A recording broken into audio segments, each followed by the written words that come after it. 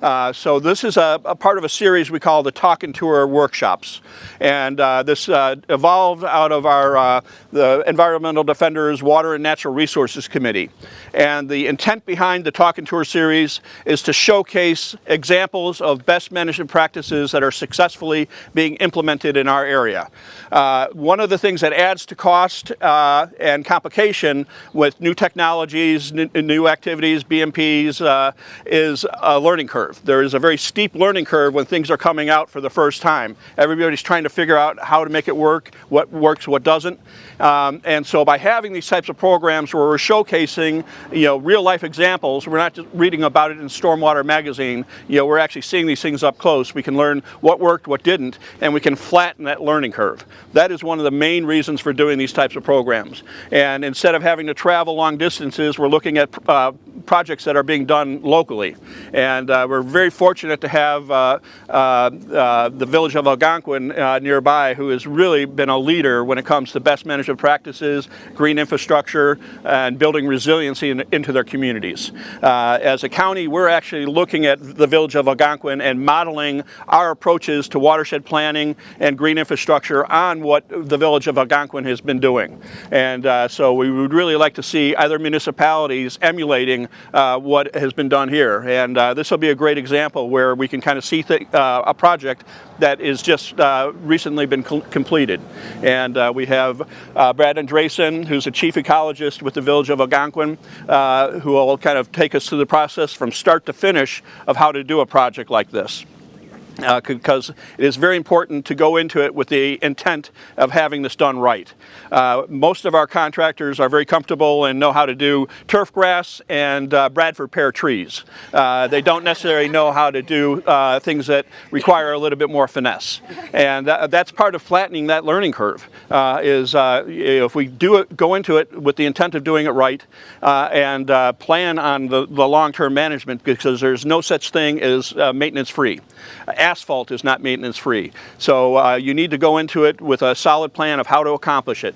And by sharing this information, getting bigger interest in this, we can flatten that learning curve, bring the cost down, and increase the success rate. And if we get more green infrastructure like this in place, our ability to manage the increased precipitation patterns that we're experiencing and mitigate flooding will be much greater. I think everybody's seen this before. This is I'll hold on to it. So this is a great drawing that was done by Heidi Natura, and it shows the depth of a lot of our native plants in the area. And this is one of the reasons why native plants are effective. Turf grass, the root structure only goes down about an inch or two, and it's usually on compacted soil. So the ability for our turf grass areas to infiltrate water is really pretty low. Our native plants with the deep root systems, and the deep root systems are only part of the story. They actually get too much credit. But the deep root systems and then the lateral roots that are part of that root system create greater porosity in the soil. They're bringing carbon down into that soil. Healthy soils are able to hold and transmit much more water than compacted or sterile soils. And then the mycorrhizal fungi and all the other living matter within that soil profile make this entire soil profile a giant sponge. And so when we talk about green infrastructure and using native vegetation as a way of flood mitigation and improving water quality, this is the mechanics of it. This is not high ideal type of stuff. This is real mechanics that we're talking about. And so as we're moving along and talking about native vegetation and the importance of native vegetation, hopefully this provides a good visual aid for you to envision what we're talking about. So with that, I'd like to introduce our host here. Brad Andresen is once again the chief ecologist with the village of Algonquin, and that is not a title that you often hear associated with a public works department or a municipality. And that shows the dedication and commitment that the village of Algonquin has made to properly implementing green infrastructure. I would once again love to see ecologists almost as a standard position in every municipality. Their ability to successfully implement green infrastructure would grow exponentially if they were to do that. So, you know, that's a shout out for that. But thank you very much for being here, Brad, and I look forward to what you have to share. Thanks. Appreciate it.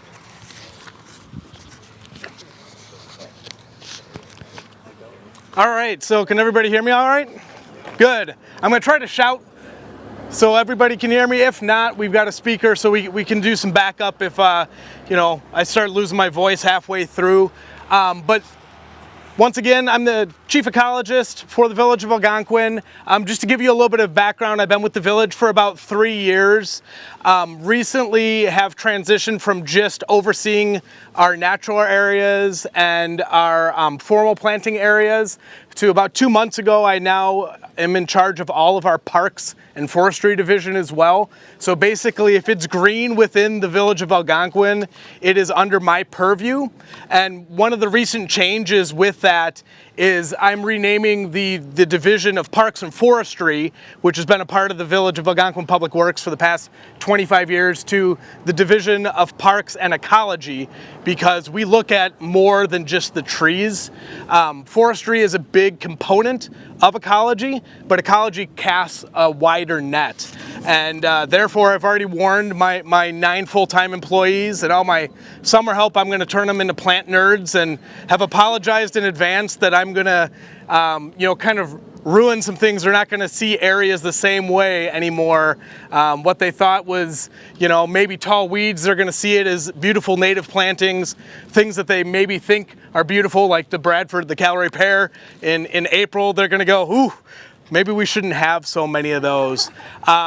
So a little bit more background on myself. Before I was with the village, I spent many years as a contractor working for Pizzo & Associates, Applied Ecological Services, and then Resource Environmental Solutions, installing these types of products all around, projects, all around the Midwest. So I worked a lot in the Village of Algonquin, and kept on telling Michelle Zimmerman, who's the Assistant Public Works Director, I was like, I live in town, I love working on these projects, it's amazing. And eventually she's like, hey, you want to just come work for the village?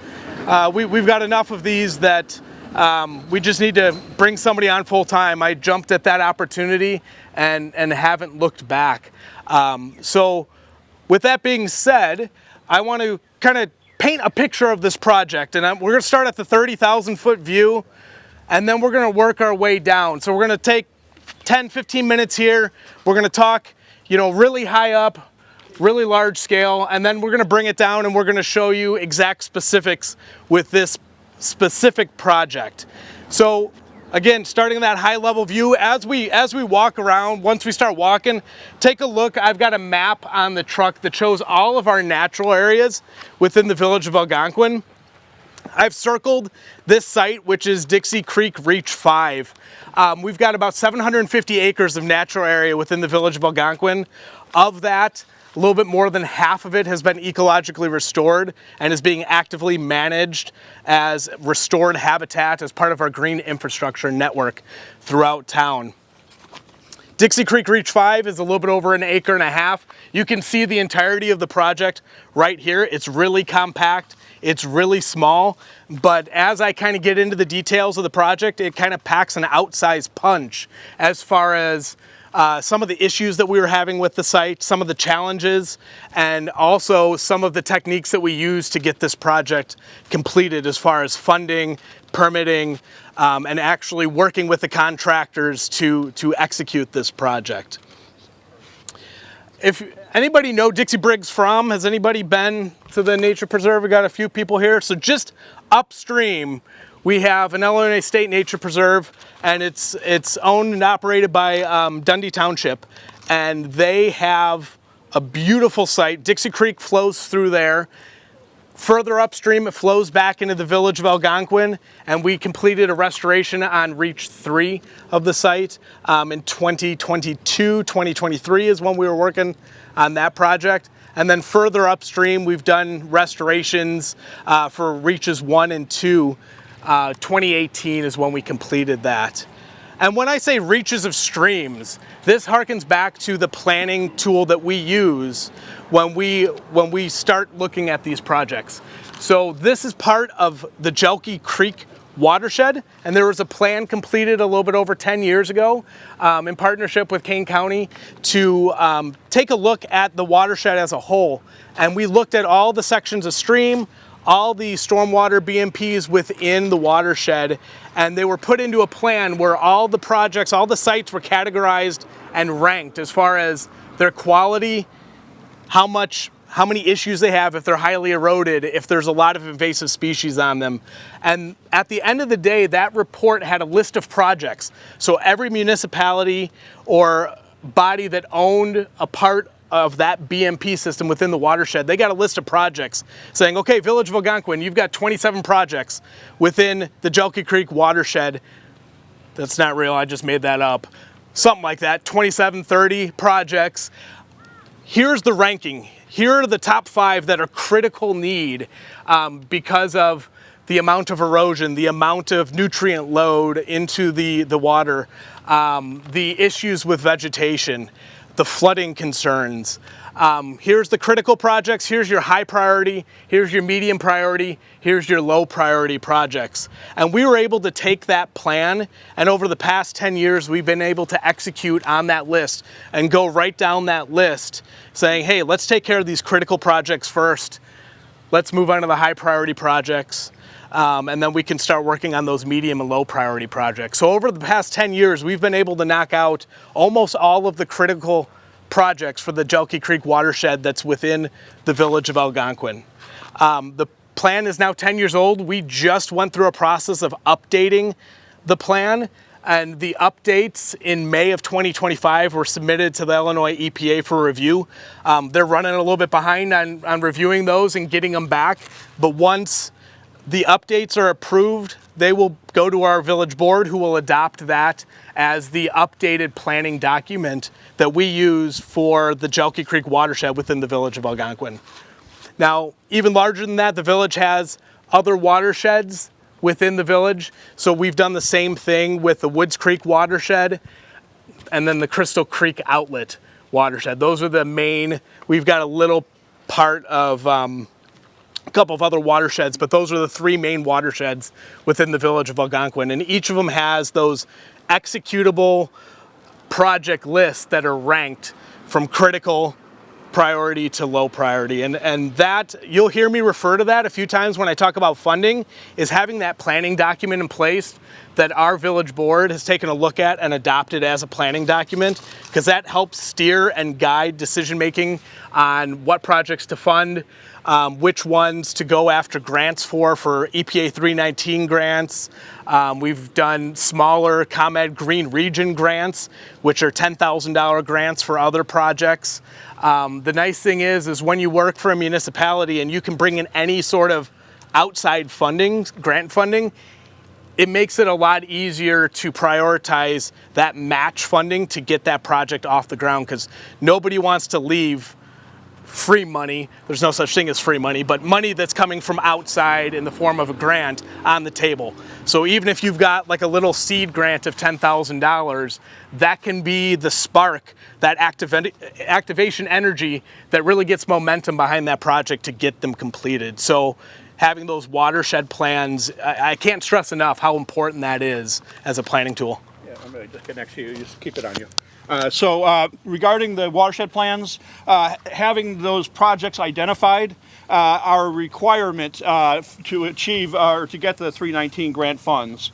And then as our ability, access to grant opportunities gets less and less, the competition is getting greater and greater. So even outside of 319 grants, having these projects detailed and identified in a watershed-based plan increases your ability to compete for a shrinking number of grant dollars out there. So once again, having a IEPA approved watershed-based plan brings tremendous value to the communities that participate in the development of those plans.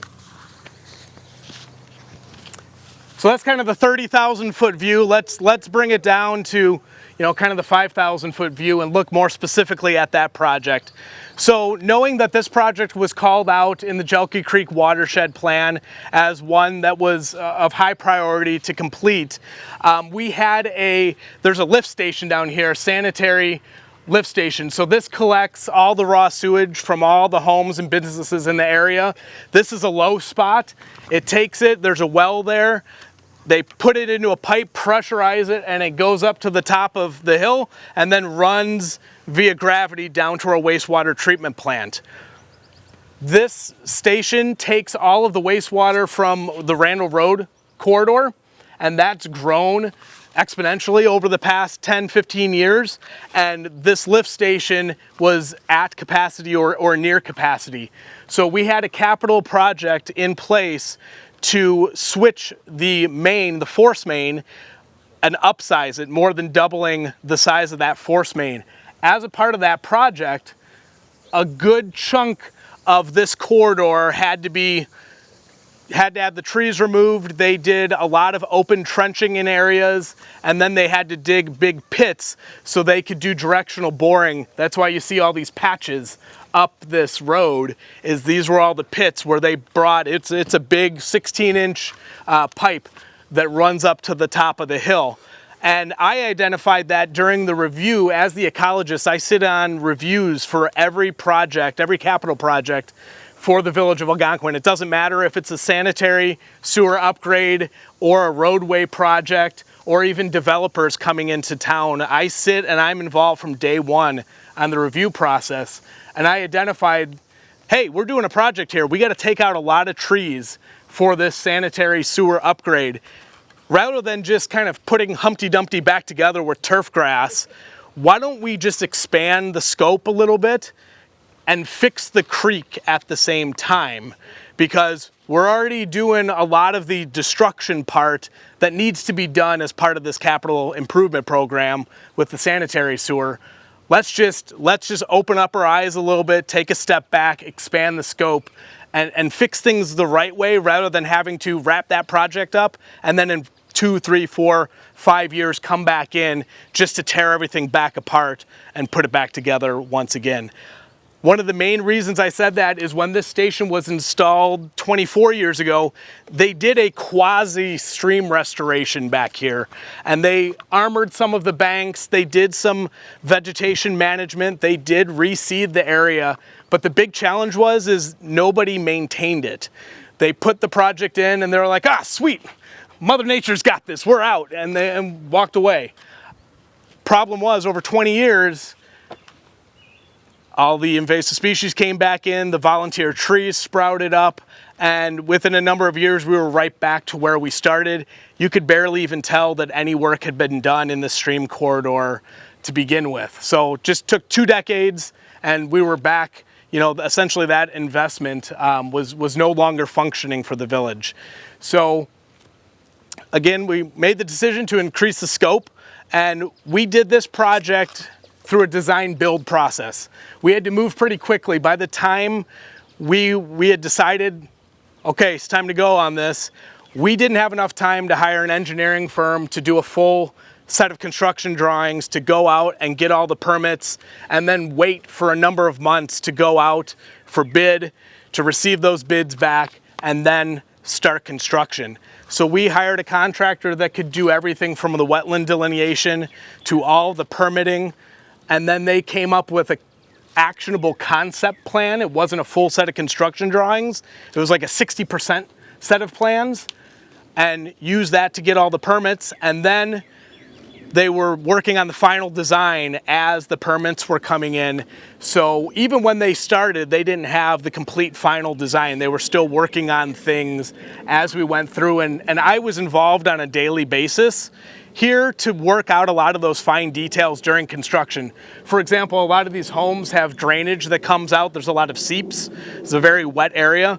And a lot of these are unmarked private utilities that come out into the backyards here. And you don't know they're there until you find them. And when I say find them, that means you find them with an excavator. And you go, oh, there's a pipe and there's a whole lot of water coming out of it. What do we do here?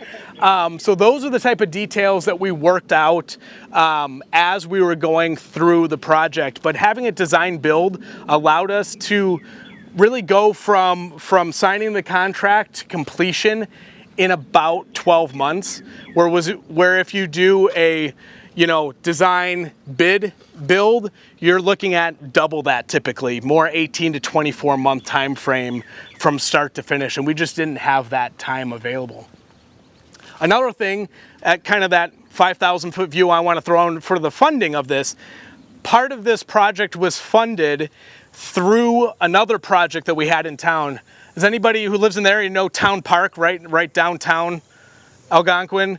We just opened a $6 million park renovation, added a band shell, shelter building, massive new playground, and that project is built largely in a floodplain of Crystal Creek. It's been there for over 100 years, and as part of that project, we could not put the additional stormwater retention on that site because it's in a floodplain. There's no point in putting a stormwater basin in a floodplain. So through our stormwater ordinance, the village had to pay what's called a fee in lieu of detention.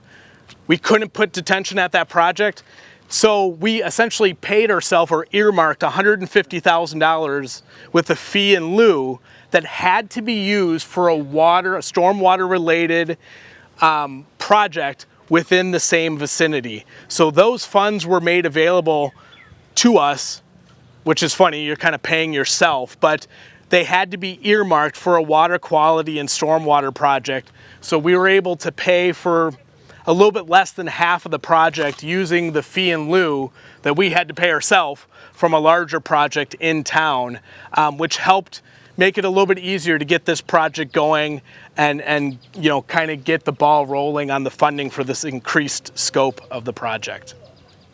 Who was your contractor? We had Baxter & Woodman Natural Resources for the contractor.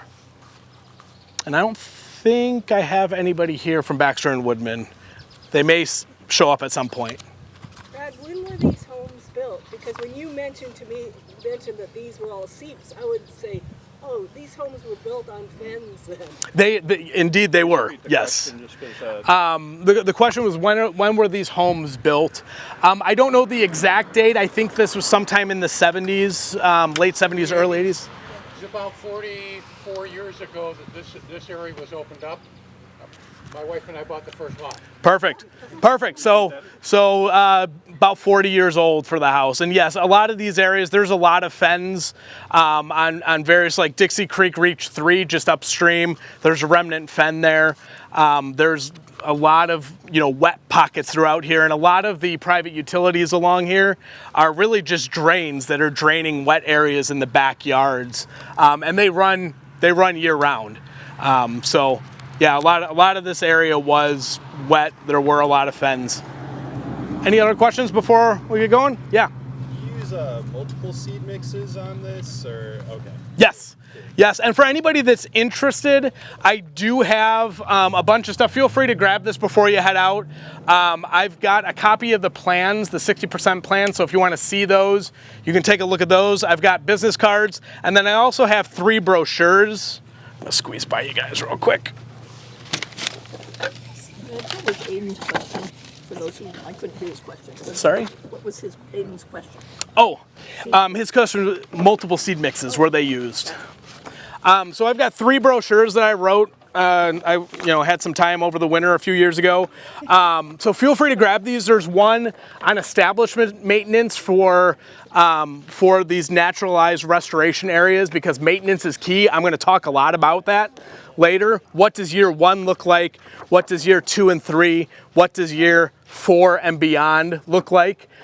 These areas require perpetual maintenance, and this is a good example of what happens if you don't have perpetual maintenance.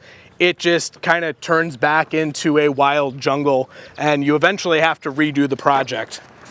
I've got another little brochure that's benefits of ecological restoration. It goes on a very high level view, some of the water quality, stormwater, biodiversity, ecological benefits that these projects provide. We've got a smaller version of the of Scott's diagram of native plant roots on there.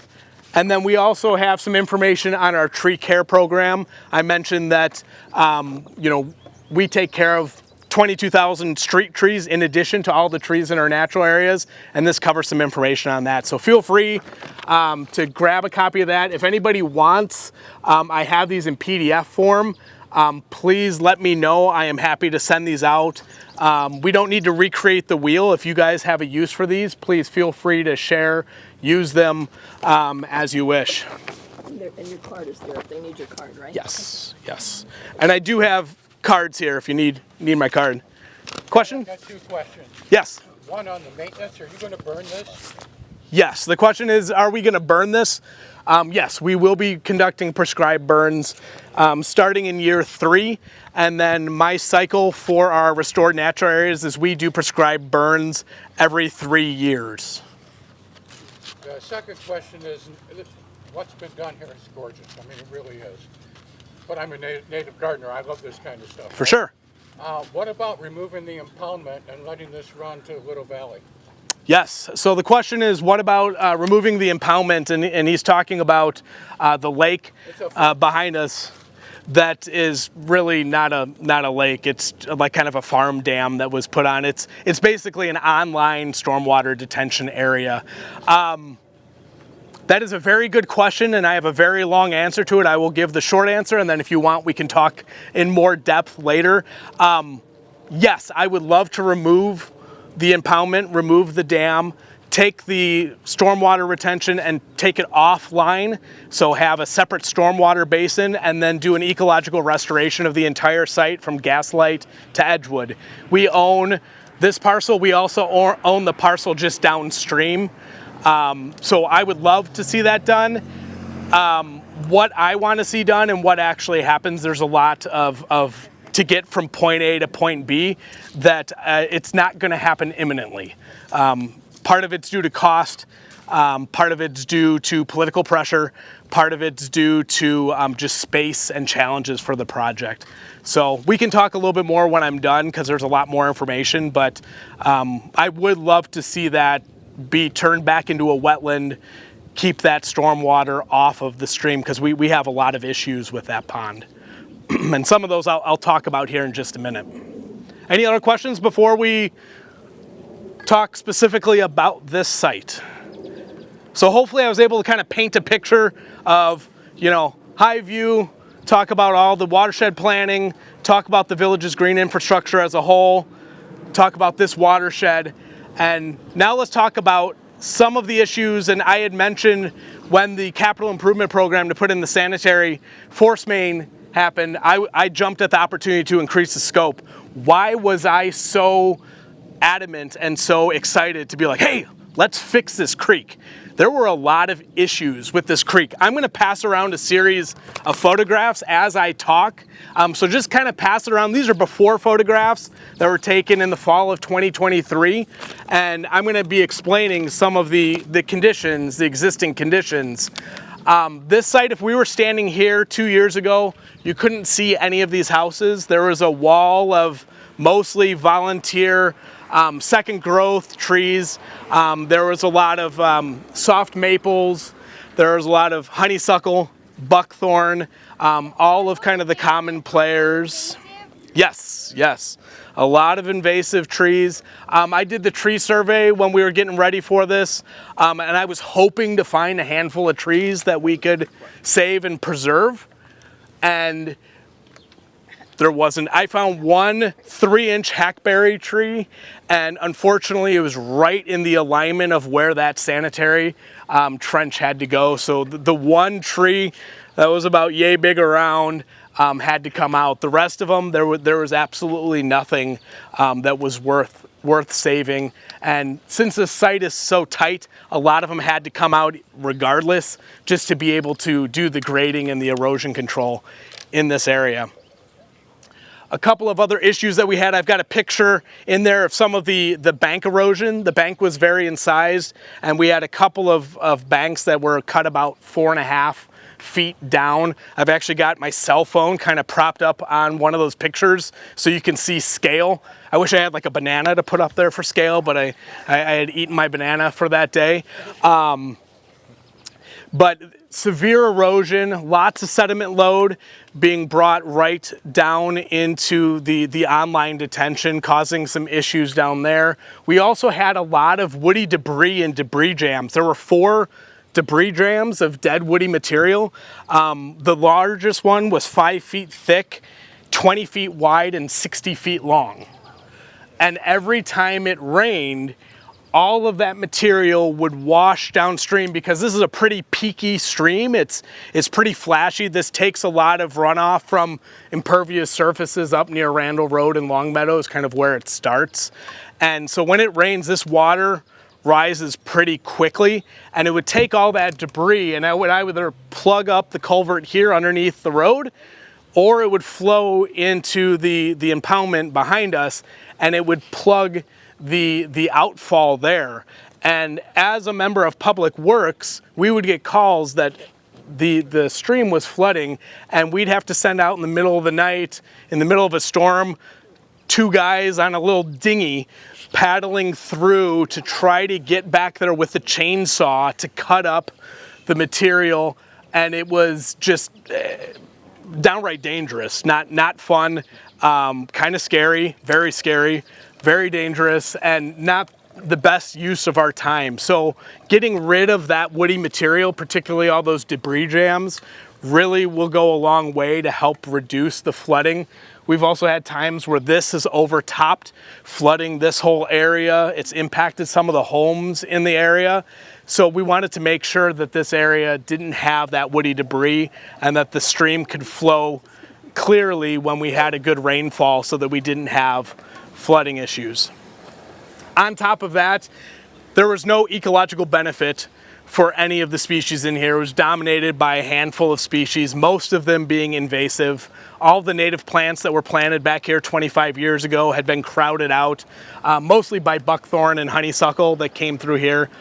That also left all the soil surface under the trees completely bare. There was no ground level vegetation, so when it rained, you had sheet flow over the surface of the soil, which dumped more sediment into the creek, which caused some issues as well. So those are the reasons why when I had the opportunity to increase the scope and get this project done with an ecological restoration, I really jumped at the opportunity to take that on.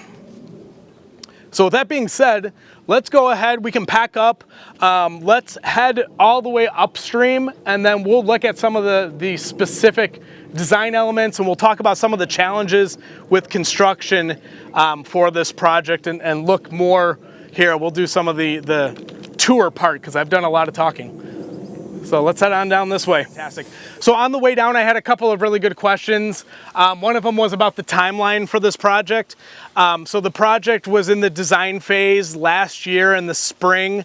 The trees came down pretty early with the sanitary sewer upgrade. So the trees came down over the winter. It was March, February, March when the trees came down.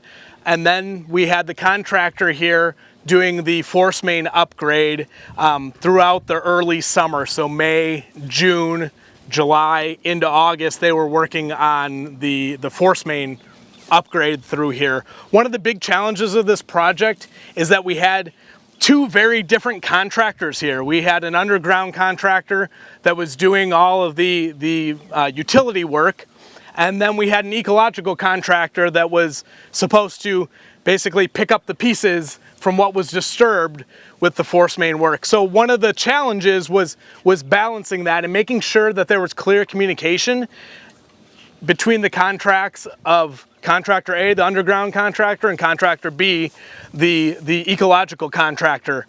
Reason for that was there was a lot of back and forth of, oh, hey, I disturbed that, but I don't want to fix it because somebody else had their equipment on it for a day or two. So it was kind of drawing those lines and just saying, okay, here's the line, you guys fix this, you fix this. Once it's fixed, don't put your stuff on somebody else's repair.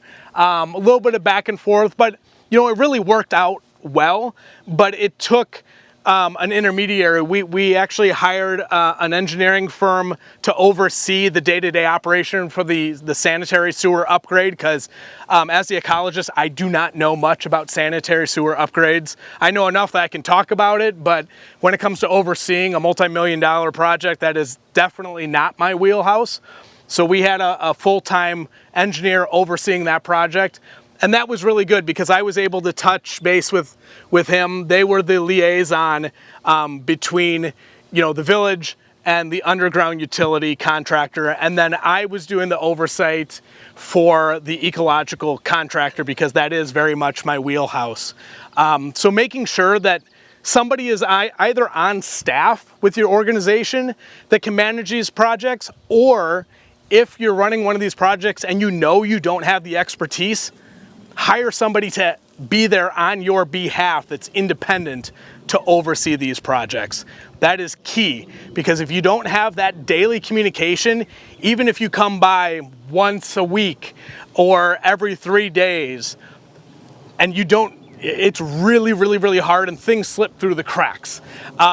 A lot of times once Earth starts moving, things happen quick. So if you're not there every single day and sometimes multiple times a day, stuff can kind of get covered up or forgotten or misinterpreted. The amount of times that I show up on a project and I'm like, you know, anybody have any questions? Everything good? And everybody's like, oh yeah, it's good. I hang out for a little bit. I talk to them. Guess what? All the questions start coming. Hey, Brad, it says this on the plans. What should we do with this? Hey, you have this marked here for the seed mix. Where should I put it exactly? So when you're there and available to answer those questions, you can help with some of those interpretations rather than having the contractor make an assumption that may or may not be the correct assumption. You'd rather have somebody there overseeing the project that knows what that end goal should look like so that it can be constructed properly. Because once these items are in the ground, once they've demobilized from the site, once they've moved on past a particular point, it is really, really, really difficult to come back and fix the issue once they've moved on. So the best thing to do is be there frequently and be able to catch these things as the issues arise. Can't stress that enough. So going back to this project, so we started with the ecological restoration kind of as the force main was wrapping up. The ecological contractor moved in. They came in September of last year to start the stream restoration process. So they started at the upstream end, and they did a series of bypass pumping as part of our permit. When you're working within a creek, it's always the best way to work in the dry. So you want to make sure you de-water the creek so you don't have flowing water, especially when it's a small creek like this. It's not something you can do like on the Fox River, but on this, yeah, you can dig a little sump, put in a small cofferdam, and then bypass. I think they had I think it was a 2.5-inch pump, and they had a second 2.5-inch pump for a backup. So all they had to do was dig a little well, put in a cofferdam, put in a pump, and then they would bypass. I think they did 3 different bypass runs as they went down. And then at the discharge end, it's really important to have some sort of protected area, riprap, to be able to discharge that water on so that you're not creating erosion by the discharge of that water. So once they had the site dewatered, or the section, they came in here with an excavator. They had kind of a medium size, like a 15 to 20,000 pound excavator, and they started working on reshaping the creek.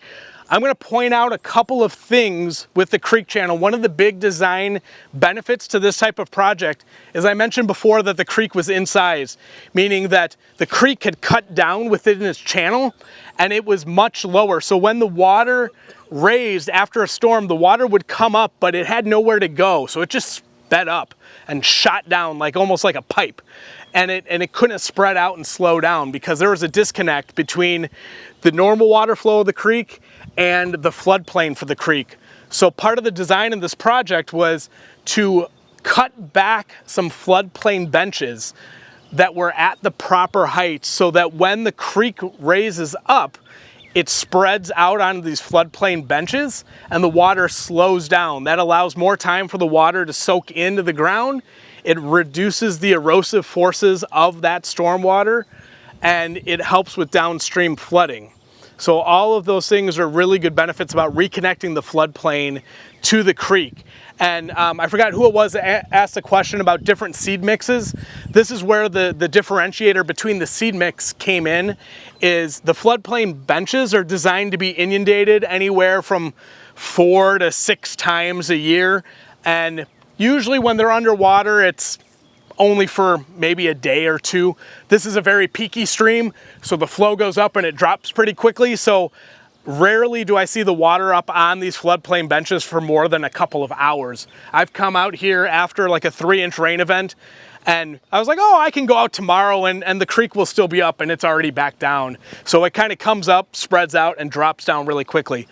But the floodplain benches do have a specific seed mix that has a lot more species that can tolerate wet conditions. It's kind of a mixture. It's not a strictly wet species mix, because there's a lot of times, particularly in times of drought, where there'll be months where the areas aren't inundated. So it's a mixture of more mesic, drought tolerant species and some species that can handle some periodic time where they're flooded out. And then once you get to that bank where it comes up, it's strictly the drier species, because like up where we're standing, we're out of the floodplain for this. It's going to take a very large rain event to get the water up here. The water doesn't rise. If anything, it's going to go that way first and spread out before it comes onto this side of the creek. So if you guys can see, this is about the best spot. When this site was constructed, you could tell really easily where the floodplain bench is. But here you can see there's a line, and this lobe is part of that floodplain bench. So you can kind of see the topography and the grading. So the creek comes up, and then there's about a 6-foot wide floodplain bench. It's a little bit more like 15 feet wide here. And then it comes up a little bit higher after that. Now that the grasses and the forbs are starting to grow, you're starting to lose that definition, because we're only talking about the difference of, a foot or two of elevation change. And when the plants are 3 and 4 feet tall, that foot or two of grading kind of disappears. But as we walk through, that floodplain bench is designed to be a minimum of 6 feet wide for this stream, and it will hop from one side of the stream to the other. But if you look at, and I can show you on the plan set, there's always a minimum of a 6-foot wide floodplain bench, and that was calculated due to the flow of the creek. If you have a creek that has a lot higher flow, it might have a wider floodplain bench needed for that site. If you have a smaller creek, it might be smaller. So that's something that's specific to each project, and it's really important in the design phase to make sure that whoever's doing the design knows how to spec that out for each site, because it's not a cookie cutter, one size fits all. You can take the specs for this stream and apply it to another stream in the same area. It doesn't work like that. So as they were moving downstream, the contractor, one thing that they did, and I've seen this done multiple ways, but one thing that they did that I really liked is, as they moved down, even though this is a really small project and it didn't take that long to be done, they did a really good job of doing it in segments, where they would do a 200-foot linear run or 150 feet, and then pretty much the next day or the day after, they'd have a crew in with seed and blanket. So as soon as the site was graded and they had the site, the topography the way they liked it, they were putting seed down and putting blanket down. We spec to have erosion control blanket. This is a pretty small site, so we did erosion control blanket over the whole site. On sites that are larger, we would just do erosion control blanket along the creek corridor or in any sloped areas, and typically I would specify for like blown and crimped straw mulch on larger flat expanses. It's a lot less expensive than using erosion control blanket, but this site was small enough, and also about the only place we could do straw mulch is on the side of the creek that we'd have to get a straw mulcher across the creek, which doesn't really work. There's not a really easy way to get a tractor and a heavy piece of equipment back there without having a temporary stream crossing and causing more damage than you're fixing. So we're like, you know what? We made the decision. Let's do erosion control blanket over the whole site. One of the things as well with the erosion control blanket, and this is, you'll see, this is part of the challenge of working with two contractors for all the ecological projects that we do, and we're actually pushing in the village of Algonquin more and more that we're starting to spec 100% biodegradable erosion control blanket, so we don't use the plastic net with the photodegradable plastic. Unfortunately, the contractor that was doing the sanitary sewer upgrade was using the plastic net blanket. So here you get a mix where the closer you get to where the sanitary sewer was put in, you have the plastic net, and then you get to the area that we were putting in the native species, and it has the Ute backing. So that's something I've rescued many birds. Typically they go after the cover crop. You seed cover crop down and you put a blanket and they're like, ooh, I got food, and then they get trapped. You know, juncos, I've pulled dozens of them out of blanket over the years, snakes, chipmunks, you name it. Newly seeded sites, you get a lot of that. So, you know, it's something to keep an eye on. Also, the plastic, even though it's photodegradable, you're still putting microplastics into the environment. If I'm here trying to do an environmentally friendly project, it seems a little bit counterintuitive to then throw a bunch of plastic on the ground right next to our waterways just to get it washed in. The main downside though is the Ute-backed 100% biodegradable blanket tends to be usually about double the cost for material costs. It's between $40 and $50 for a 100 square yard roll versus $20 to $30 for a 100 square yard roll of the standard plastic netting blanket. So that's a decision that needs to be made. I think it's worth it. But when you're using a lot of blanket, that's just something to keep in mind, that there is a cost associated with the biodegradable blanket. I will say, because there have been discussions within the counties of requiring biodegradable overall. It's be challenging to do. But if the demand were to increase for that product, they would stock more, and that could bring the cost down. Yeah, you know, that's a little over my pay grade to make those types of decisions. But you know, just like cell phones used to be $1,000, or you know, TVs used to be infinitely expensive. The more demand grows, the lower the cost comes. So, you know, the current price is not necessarily what it would be in the future if demand grows. Correct. Or we've seen, for example, like IDOT's been speccing a lot of the biodegradable blanket, and in the short term, we've actually seen some supply restrictions where I've been having a hard time finding it because these larger projects are buying up a lot of them. So I'm having to bounce to a couple of different suppliers. The nice thing is I'm not on the contracting end anymore, so that's not my problem to find it. That's now the contractor's issue. But I know I've been getting feedback that at times it can be hard, especially with the supply chain issues. There were a couple fires in the factories that made the Ute fiber, which caused a whole trickle-down effect. But yeah, like to Scott's point, if more people start specifying these products, there's going to be more demand for it. More manufacturers are like, hey, let's start offering this product, so we don't only have 1, 2, or 3 companies making the product. We have 10 or 15. So that increased demand hopefully would bring down the price and make it easier to obtain for everyone else. Any questions before we start talking about stream channel? While they were working on this, the stream was dry the entire time till they were done? Or No, moving it along? The question was the entire reach, so it's about 700 linear feet from the upstream end to the downstream end. The question was the entire stretch dry? The answer is no. They worked in sections. They did between 100 and 200 feet at a time. And then what they would do is at night, they would stabilize the section they were working on. And then at night, and especially on the weekends, they would pull the cofferdam and shut off the pumps, so that, especially being next to houses, we didn't have pumps running all night. So they were doing small, there were a couple of times where they were only bypassing like 70 feet.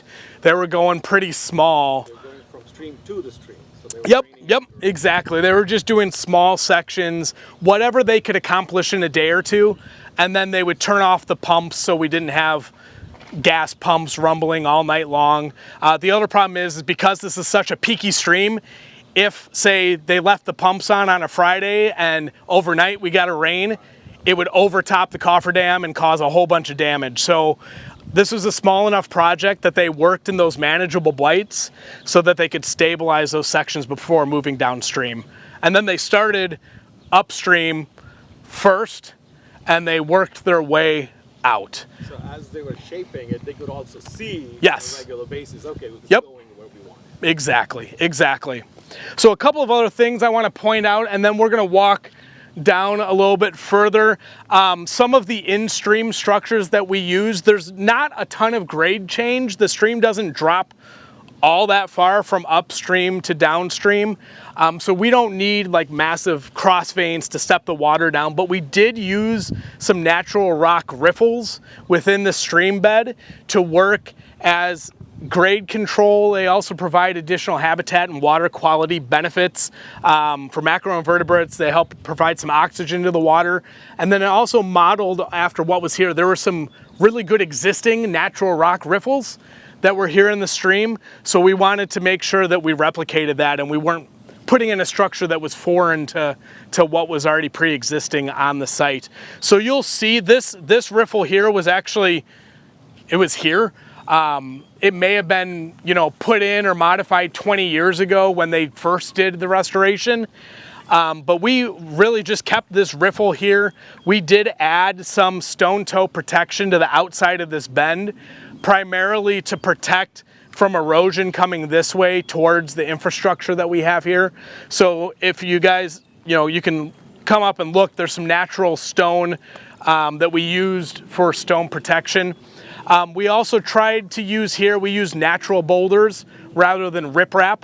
I like to use that when possible. It looks a lot better, looks a lot more natural. It's not that stark white color. A little bit more expensive to procure, but on a smaller project like this, especially in close proximity to residential areas, it's kind of a nice touch to use the natural granite boulders as opposed to the riprap. The other thing that's nice too is since this is a small stream, we didn't need massive boulders. So we were able to use a little bit more manageable size granite boulders. You'll also see in here that there's not armoring all the way down the stream. And this is by design. So we only put stone toe armoring in areas that we need it. So the outside of bends where we were getting close to infrastructure, there's a couple of manholes that are really close, so we protected around those. I'll show you a section where the stream got really close to the driveway on the outside of a bend, so we put some stone toe protection there. All other places, we graded the slope to like a 2-to-1 or a 3-to-1 slope, and we're using the native vegetation to hold that bank in place, as opposed to having stone the entire way down. And that's done for a few different reasons. One of them is cost. It's very expensive to haul in the stone, especially the natural boulders. Most of them are coming from Kafka. Even if you buy them from another supplier, they all come from Green Bay. That's a long way to haul semi-loads full of stone, and it's very expensive. The trucking costs have really gone up over the past 5-10 years. So cost is a big factor. Other thing is too, it's just better to have more of these native plants here. So if we don't need the stone protection, let's use the native plants. Let's have that shallower slope that we can use the root system from the plants to hold back the soil, as opposed to having more of that hard armoring. So I want you, as we kind of walk down, is everybody okay if we do a little bit of bushwhacking up at the top of the hill? Should be all right. What, if anything, are you doing with the nutrient loading that's going on, and do you expect your design to help attenuate that? Yes, very good question. So the question was, what are we doing with this project to help with the nutrient load in the creek, and what do we expect as far as benefits from this? So it's a very, very good question. So this project does help with nutrient loads. A lot of times your nitrogen and phosphorus, particularly phosphorus, is tied to sediment. So a lot of times if you're reducing sediment load and erosion, you're reducing phosphorus almost by proxy if you reduce that sediment load. Also, all of these plants, as the water flows, especially when you're talking about sheet flow over the surface, these plants will absorb some of those nutrients as the water flows through them on the way to the stream. And in addition, the deep-rooted native plants will help percolate and absorb more of that water, so less of that sheet flow erosion gets into the creek. So the combination of all those things does mean there's reduced nutrient load. We ran the calcs for it. I can't remember off the top of my head of what the estimated sediment, nitrogen, and phosphorus reductions are for this project, but there's definitely a significant reduction in those expected from this project. I've been doing, this is part of our winter chloride watchers program, where I've been testing just the past year for chloride levels in the stream. And you know, I want to see, as this establishes, are we seeing reduced levels of chlorides in the water? We use a lot of salt on all of our roads, and that washes into our streams. I will say, out of the 3 sites I tested in Algonquin, this was the lowest site. My test site was just at Gaslight, where we started the creek. It was still high, but it wasn't nearly as high as some of the other sites that haven't been restored. So I'm curious to see, as this establishes, do we see a reduction in chloride levels as well? Next to you. So as long as we're talking about chloride pollution, I do want to throw a plug out to the village of Algonquin for their effort with what we refer to as sensible salting. And so the county of McHenry, our Division of Transportation, and many of our partners have been really implementing really aggressive sensible salting practices since about 2009. And the village of Algonquin from day one has been a partner in this.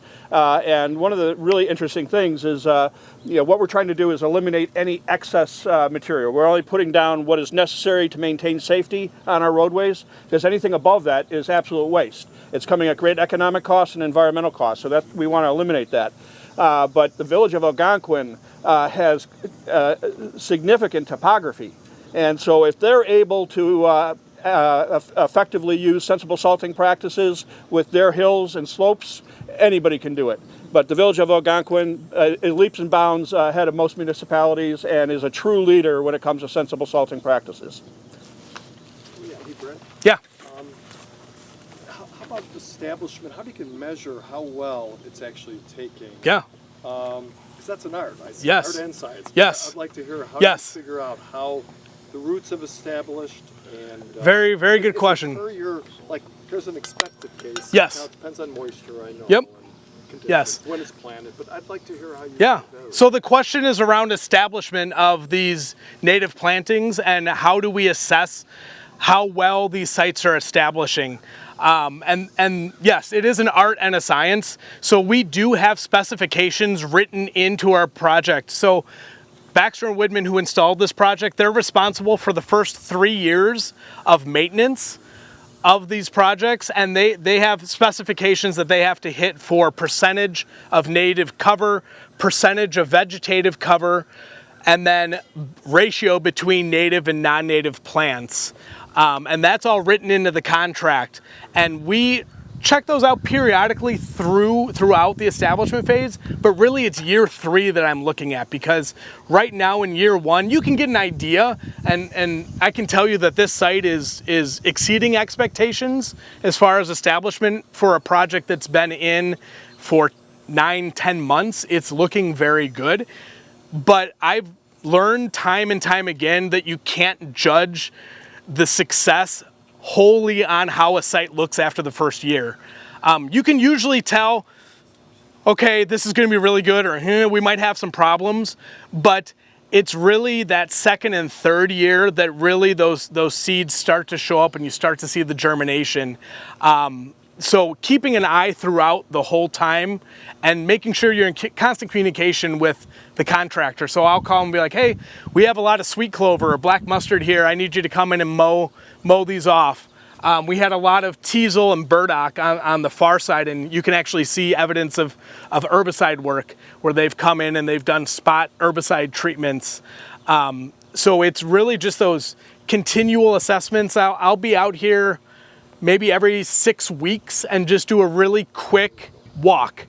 So I'll come out, and it's on a site like this, it's like 10 minutes. I kind of park there, I do a walk up this side of the creek, cross the creek, do a walk back the other side of the creek. And what I'm looking for is, do I see germination? At this stage of the game, most of your native plants are 1 to 2 inches tall. Here we've got, Rudbeckia, which is what you can see, the yellow flower here. That's kind of a good bellwether of, did your seed take?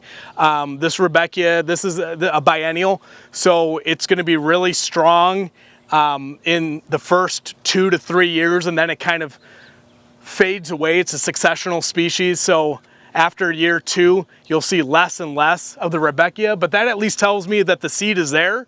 And stuff is starting to grow. We're also seeing a lot of the cover crop, the rye that was put in.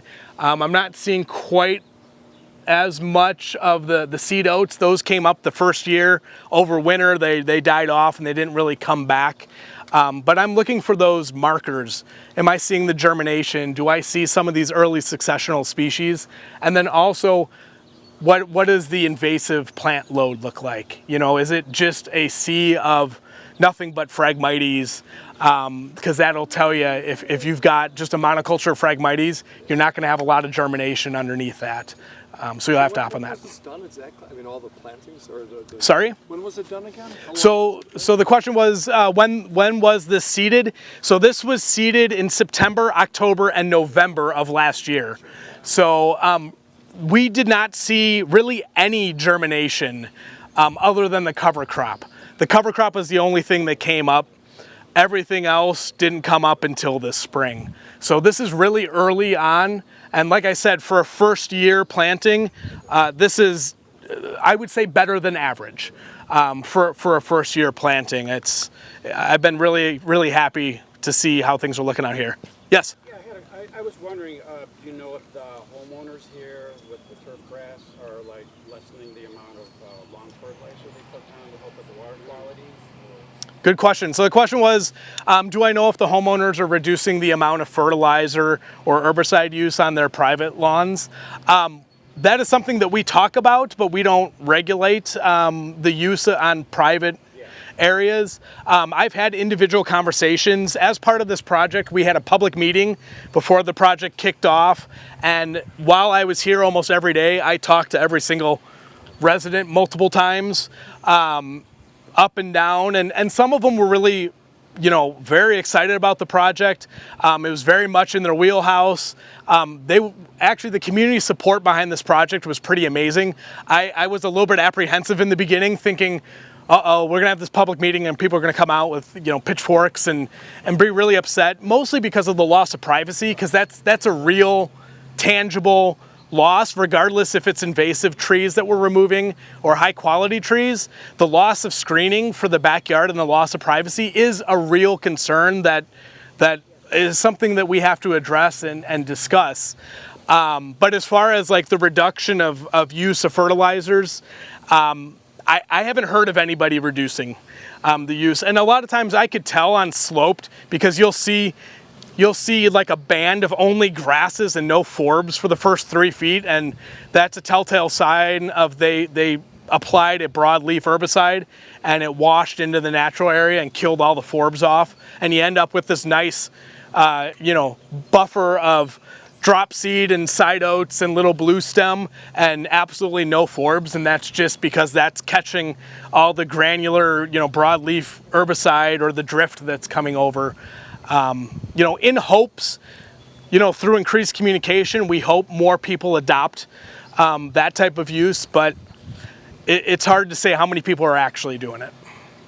So, and your permit, like when can you officially say you're closed out on restoration? So from the permit, like I'm never closed out with the restoration, like as far as that's concerned. But as far as the permit's concerned, basically as soon as it's stabilized and we have permanent stabilization, we can close out a lot of those permits. But this is perpetual maintenance, so as far as I'm concerned, this project is never done or closed out. So it's continual, and that's another good point. All of these projects that have been completed, when we reviewed the watershed plan, any project that was completed and ecologically restored, we made a new category of projects. So we had the critical, high priority, medium priority, low priority.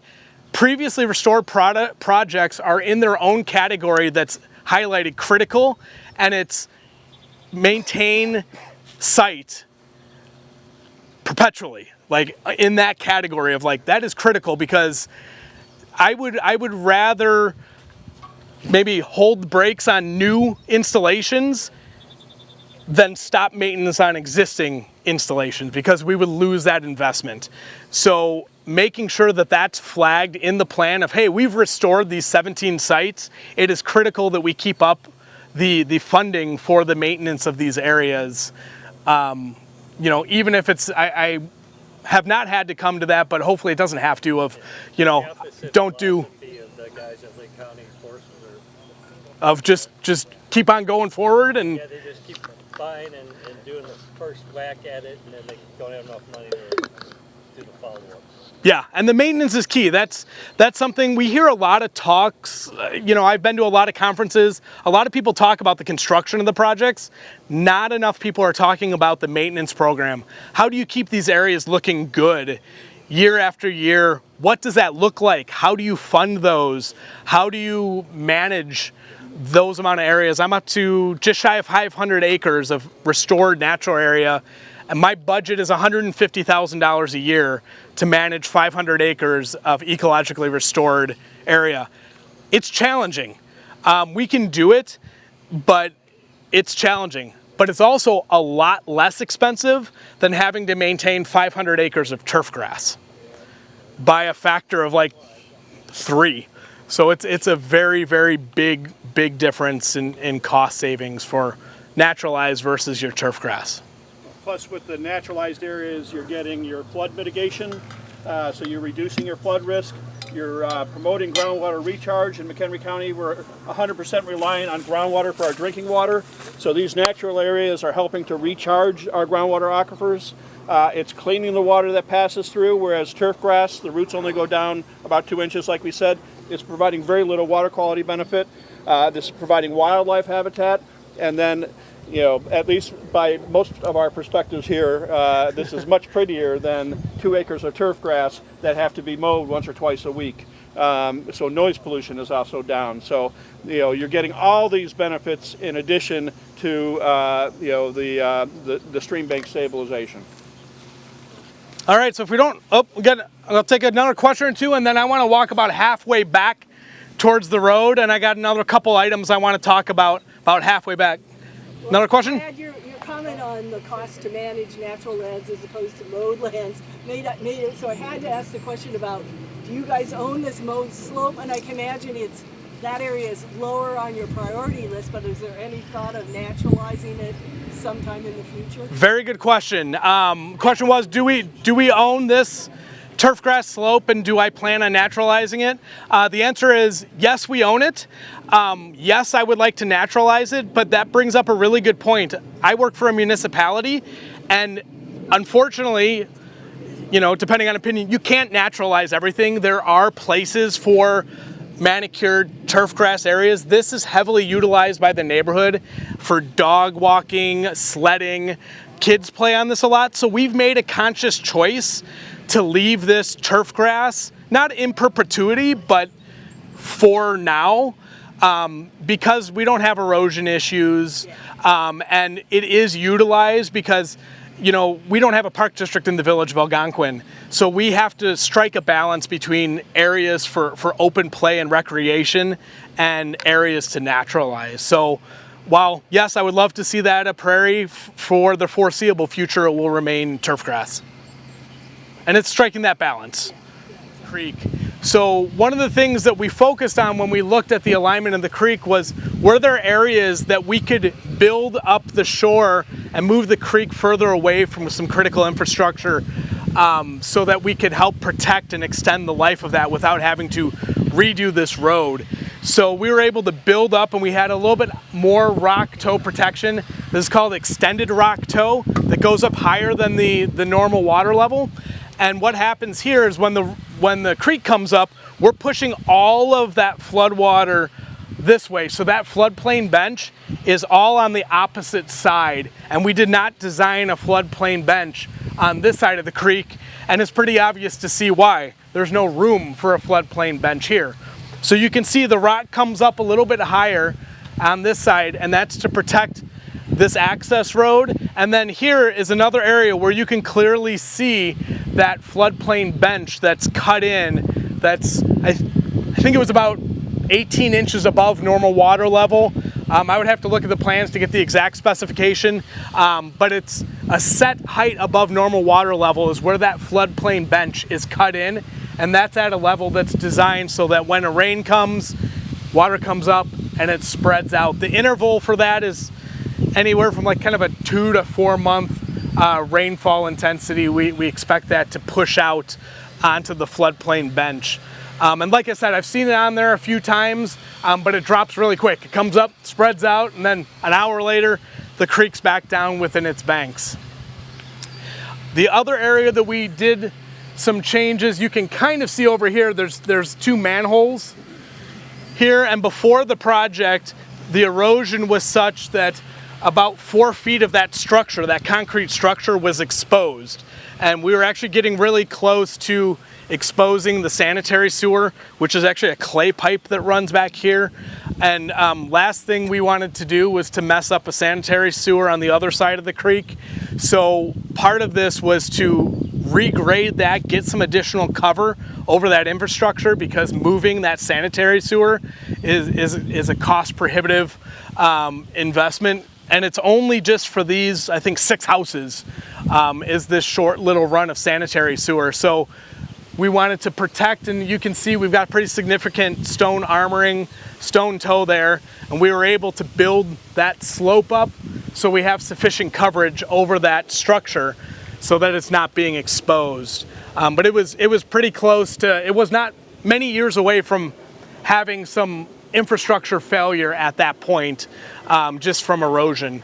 It was also getting very close to the private property lines, where the erosion was starting to eat past our property line and into the private property line. So we were able to, again, stabilize the slope so that in the future we don't have problems. That's a call I don't want to get, is, hey, your creek overflowed and now we have an exposed piece of infrastructure, or hey, your creek flooded and now my backyard is washed downstream. So those are 2 phone calls I don't want to get. And being proactive on these areas and being able to identify them as part of a watershed plan early is key to be able to plan out, hey, when we have a grant opportunity, when we have some funds that come our way, you've got a list to go to that's already been assessed of, let's just move down the list. And if you guys know Michelle Zimmerman, she literally has a printout of each of these watershed plans on her desk, and her favorite thing to do is to literally check the projects off as they get completed. It's all marked up and crossed off, and that's her favorite thing, is she's got the physical copy printed off at her desk, and when a project is done, she can quite literally cross it off the list. So that's always a very satisfying part of the project, is to be able to do that. Any other questions for the section? Brad, so can you tell us what it says on this side of the sign, and what does it say on the other side? Yes, yes. No, that is very good. So Cindy was asking about the signs. So we have each property owner on one corner of their private parcel. We put signs on their lot, and it says natural area, do not mow. So we're asking them not to mow those areas. And then the second thing is it says that it's a protected natural area, and it lists the specific ordinance in our municipal code that references our natural area protection ordinance. So chapter 11.08. This allows us to be able to enforce our municipal code, because nobody can say, I didn't know this was a protected natural area. I didn't know there was a municipal code that protected these areas, because every landowner has one on their property line that lists the municipal code specifically. And I do a couple dozen a year where I will write letters and say, hey, you've illegally dumped, or you've mowed, or you've put a fire pit, or a tent, or a shed in our protected natural area, you need to remove it. And then we're able to follow through with the enforcement process because it's listed, they can reference it. To that effect, the other thing that I've started doing in the past couple of years that has actually helped tremendously with just public outreach is, while we're finishing up any of these projects, I have a generic letter that I send out to every landowner that's adjacent to the property that says, you live adjacent to a recently restored natural area that was done by the village of Algonquin, and says, you know, some of the benefits. It links to those brochures. I have a QR code that sends them straight to the municipal code. And then I have a really quick, just a heads up, here are things that are not allowed in these areas. Don't dump, you know, your organic waste or your lawn clippings or your branches. Don't mow these areas. And I'll go through that list of just kind of top 3 or 4 things. And it's not accusatory. I had like 10 people read it. Like, I don't want to come across as a jerk. It's educational. And the thought is, if I'm a homeowner living next to one of these, even if I don't care about it, and I'm like, letter from the village, and throw it away, and I start mowing down in there, my neighbor also got that letter, and they also read that letter. And they might give me a call and say, hey, Brad, my neighbor is mowing into the natural area. I sent out 274 of these letters to residents over the winter last year for newly restored areas, and exactly what I thought would happen. I was a Saturday morning, and I get a picture text from a resident. My neighbor is spreading some sort of seed in the natural area. Can you come take a look? So that Monday I went in, I took a look. They had spread a 30-pound bag of turf seed throughout my natural area. And I wouldn't have known until it germinated, and then I would have gone, who seeded my natural area? But I had photographic proof of who did it. So I was able to have a conversation with the resident, and then we are also charging them for the repair to that area. I wish it were so easy. I wish it were so easy, but then since we had our village ordinance signs on there, and it says very clearly, you cannot plant, cut, seed, disturb, we're able to go through and get payment to fix that. So that's the long form version of what's included on those signs.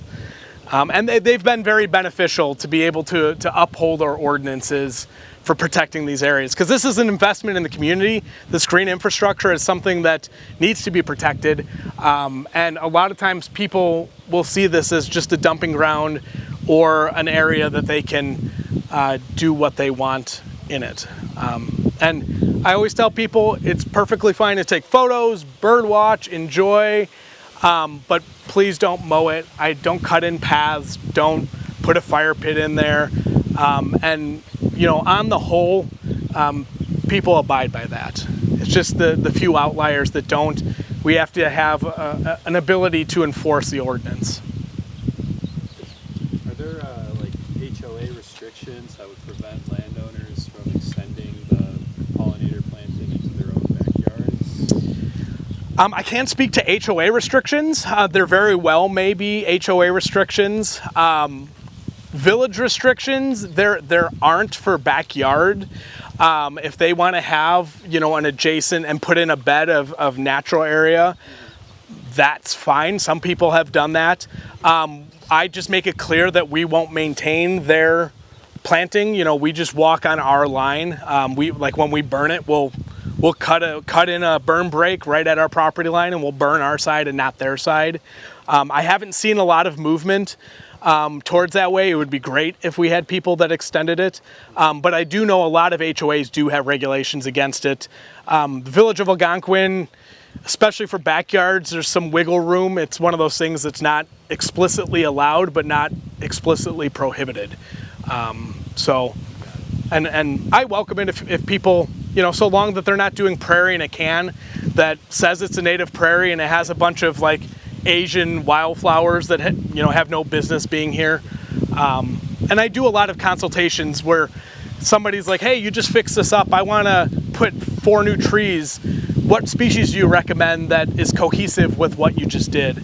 And I have dozens of those conversations with residents a year of, you know, can you help provide advice on species or plant palette for my yard? Because I love what you did and I want to bring some of that into my yard. So those are always very, very positive conversations. To that point, doesn't Illinois have a law that says you cannot stop people from planting naturalized areas? I don't know if that passed. There's a right to garden act. I don't know if the native plant one passed or not. But yeah, there's definitely a lot of lack of cohesion between local ordinances and some of these state laws, because almost every municipality has a lawn height ordinance that can run up against like a right to have native plants. And it definitely takes a lot of times for those municipalities to catch up when a law is passed in the state of Illinois. We'll make sure that we talk to Dennis Strayer, who's given the August presentation, that he can answer that question. Yeah, and a lot of HOAs specifically tend to be more restrictive than municipalities as far as requirements for vegetation, you know, fences, that type of stuff. At least in the village of Algonquin, that's the case, that often the HOAs are more restrictive than the village. Have you done a cost comparison and a time comparison of how much man hours and cost you're putting into maintaining these areas versus a traditional turf grass area? The question is in regards to cost differential and cost comparison between turf grass management and natural area management. I have not done a deep dive with like specific facts and figures on man hours, mostly because that's contracted. So I don't have, you know, I don't get hours. Do you do your own mowing, or you contract mowing too? Contract mowing too. So cost we have.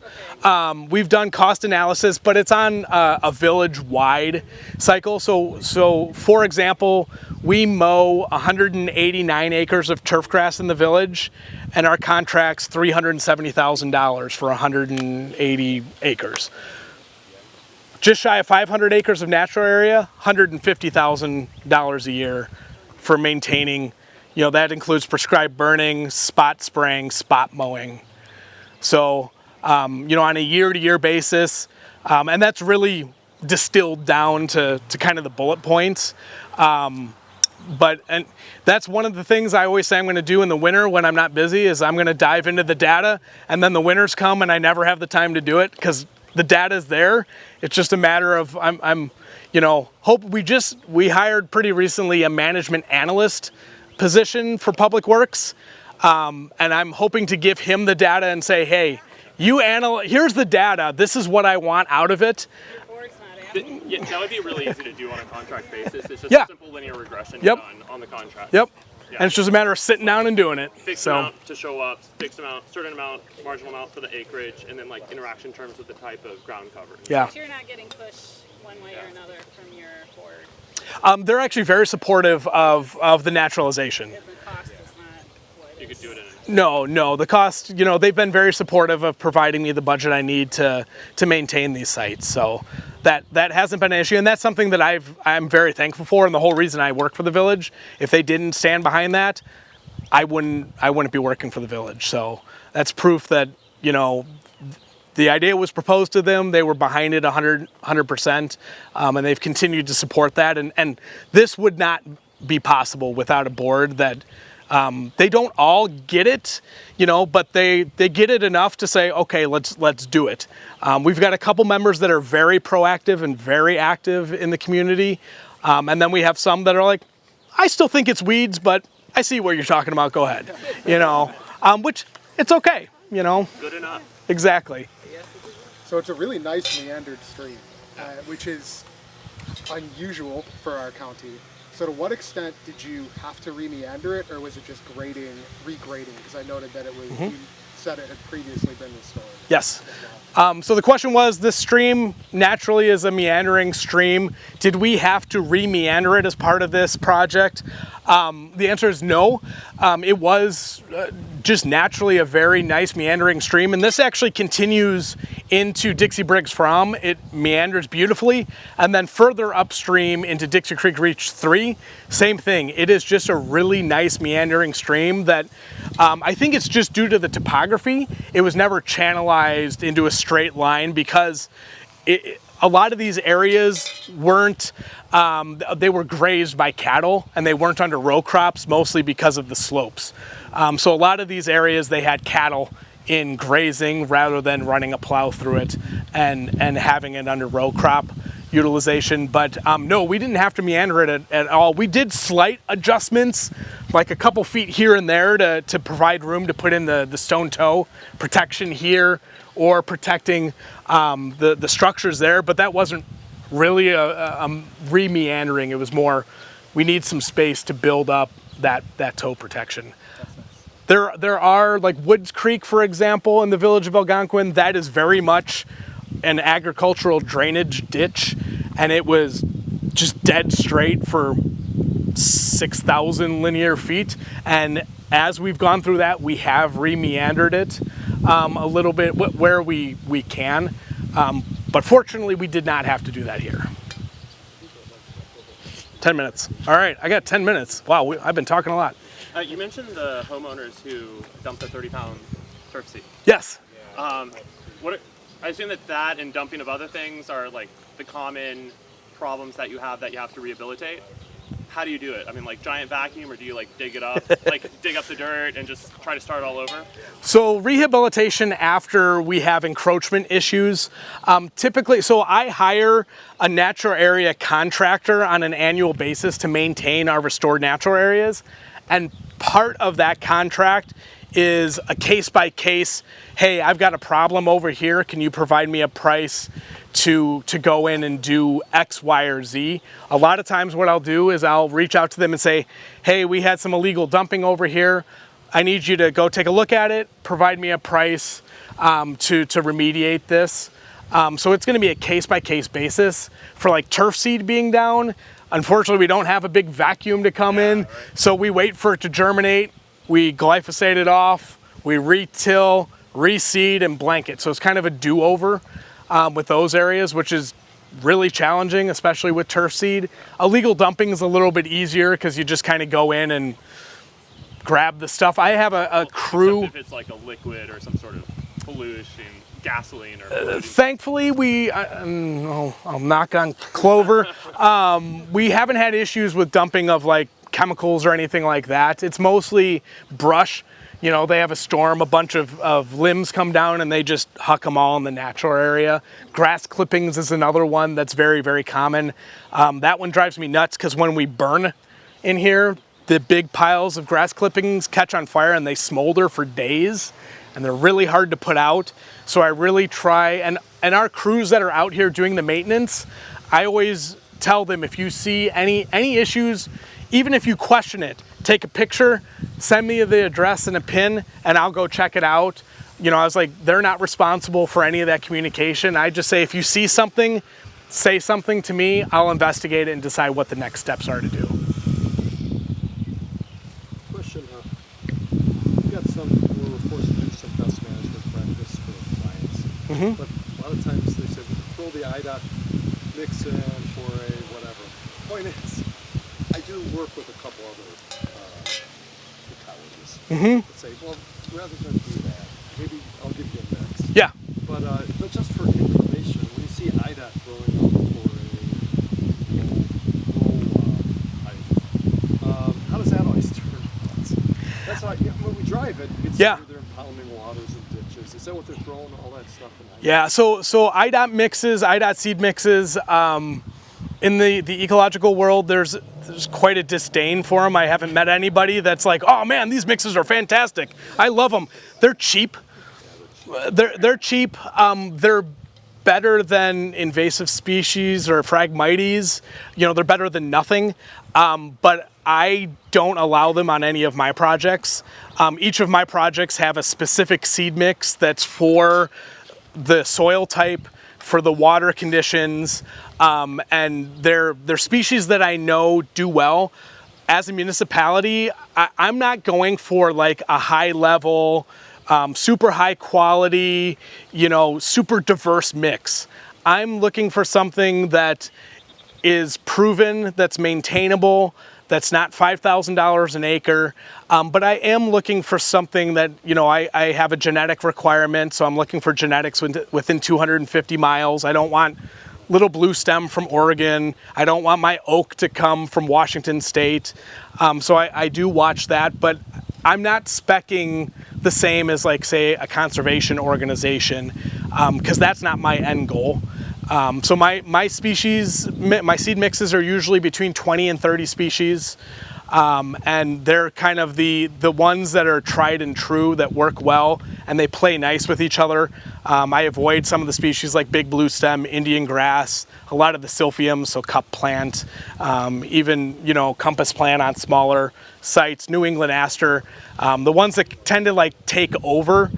And this is just stuff that I've learned over the years. And we've just tried, like, hey, we've learned, don't put cup plant in a seed mix, because I've been fighting cup plant on 3 sites. So that's stuff that I've learned over time. But to your point with the IDOT mixes, I don't spec them. And one thing with the IDOT mixes, they spec perennial rye as the cover crop. Don't put perennial rye in any of your native seed mixes. Perennial rye means forever, and the rye is actually allelopathic. So you're putting something in that's going to be competing against the very species you're trying to establish. Yeah. So that's, you know, anytime I see an IDOT mix spec for a project, I do recommend taking the perennial rye out. What's that? Yeah, the rye gets the gold. Well, you use oaks, and that's not allelopathic, but don't plant perennial rye as a cover crop in a native planting. Any other questions? We've got a few more minutes before we gotta end. Yep. For the year 3 maintenance. Yes. With the control burn. Yes. Is there enough seeds in that control burn area to pop back up, or do you have to reseed? No, we don't have to reseed. So after a controlled burn, after the burn, does it flush? Is there enough plant material there to flush after the burn? No. Typically, year 3 is kind of iffy for burn. Sometimes we don't have enough plant material to burn to have fuel for the burn. We never have a problem with stuff coming back up after the burn. If anything, the burn reinvigorates those species, and you get a more diverse flush that year after the burn. In subsequent years, so say in year 6 when I burn, I like doing overseedings after a burn. It's a really good time. I like doing dormant seedings on or right before a snow. And then I also like doing overseedings after a burn, because the site's open. So I will overseed if I'm having a project that's maybe having a hard time getting going on year 6, year 9, year 12. I'll use those burns as an opportunity to overseed, but usually not after the first one. Okay. And burning is cheaper than goat grazing. Burning is cheaper than grazing. Grazing?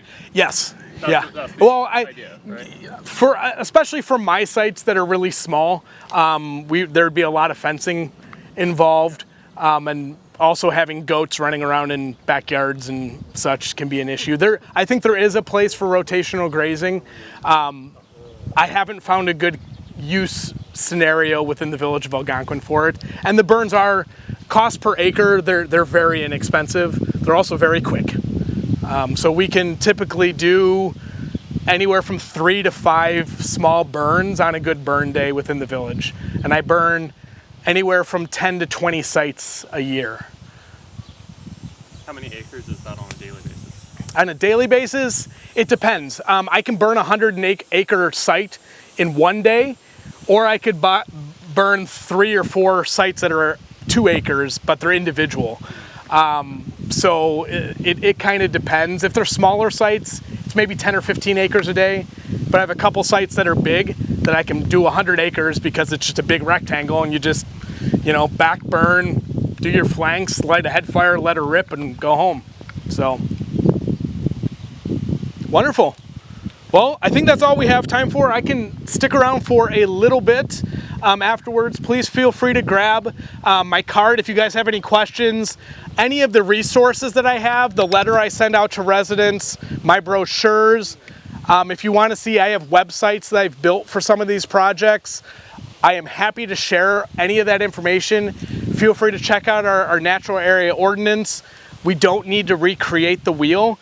If something works of mine that you guys can use, please let me know. I will help you, guide you through that. My goal is to get this out there, have more people doing this type of work. So if some of my experience and our learnings from the past 20 years of doing it here in the village of Algonquin can give you a jump forward, please utilize me. Scott will attest to, you know, I take calls. So I will happily have discussions with you guys and help answer questions if you have them. So just feel free to reach out and let me know.